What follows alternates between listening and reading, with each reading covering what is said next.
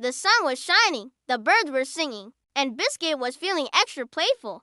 So much so that he decided to take a nice leisurely stroll through the garden. He trotted along, sniffing at flowers and chasing butterflies, completely unaware of the fun that was about to unfold. Then suddenly, while trotting past the old oak tree, he saw it. A dark, wiggly shape that seemed to dance and wriggle on the ground. It moved just like him. At first, Biscuit thought it might be a worm or maybe a snake. But as he got closer, he realized it was neither. It was just a shadow, his shadow, and it looked like it was having a great time. Biscuit's tail started to wag furiously, and his eyes grew wide with excitement. He had never seen his shadow before, not because he hadn't been outside before, but because he had always been too busy playing to notice. Now, though, he couldn't help but wonder, what if the shadow wasn't just a shadow? What if it was a brand new friend? Of course, it was a friend. Biscuit could just feel it in his bones. He barked once, then twice, as if announcing to the world, I have made a new friend. The shadow seemed to wiggle in response, and Biscuit took that as a sign that his new friend was just as excited to meet him as he was too. Meet it! Without further ado, Biscuit did what any good dog would do. He started to chase his shadow. He ran and skidded across the grass, leaping in the air and landing in silly positions, all the while keeping a close eye on his wiggling shadow friend. But no matter how hard he tried, he could never quite catch up. The shadow always seemed to stay just out of reach, moving away whenever he got close. And although he couldn't understand why he couldn't catch his shadow, Biscuit didn't let it dampen his spirits. Instead, he kept on trying, convinced that one day he would succeed. Now, Biscuit's friends, Squirrel, Rabbit, and Bird, were enjoying their afternoon nap when they heard him barking and playing. They peeked out from their hiding places and couldn't help but giggle when they saw him chasing his shadow. "Oh, Biscuit," chuckled Squirrel, shaking his bushy tail. "You can't catch your shadow. It's just a shadow." "But why can't I catch it?"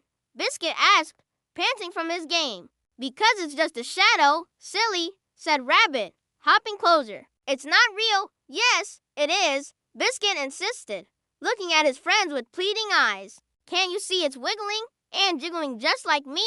Bird flew down from her perch and ruffled Biscuit's ears. "Oh, Biscuit, you silly dog. Shadows aren't real. They're just copies of us made by the sun. They can't play with us or be our friends."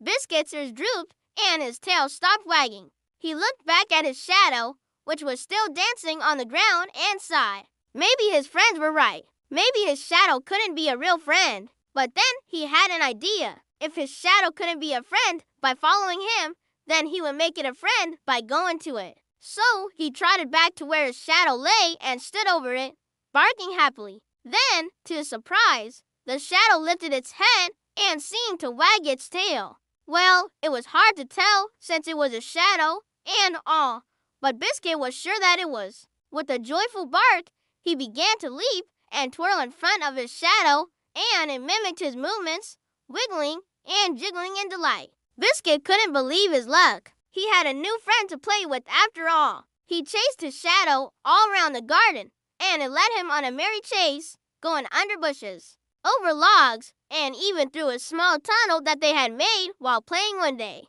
Biscuit loved it. He laughed and barked with joy, his whole body wiggling with excitement. But as the game went on, he noticed that his shadow seemed to be getting away from him a bit more each time. It was almost as if it was mocking him. He skidded to a stop, panting and slightly annoyed. Why did his shadow keep getting away? Why couldn't he catch it? Tossing his head in frustration, he stomped his foot and let out a playful growl. Just then, a blue butterfly fluttered past him, and he forgot all about his shadow friend and spent the rest of the afternoon chasing the butterfly instead. Soon, the sun began to set, and Biscuit knew it was time to go inside. He trotted back to the house, his head held high, his tail wagging slowly. He didn't want to stop playing, but he knew his mom would be waiting for him. As he walked through the door, he heard his mom's voice calling out, "Biscuit, where have you been? I've been looking everywhere for you." He wagged his tail and trotted towards her,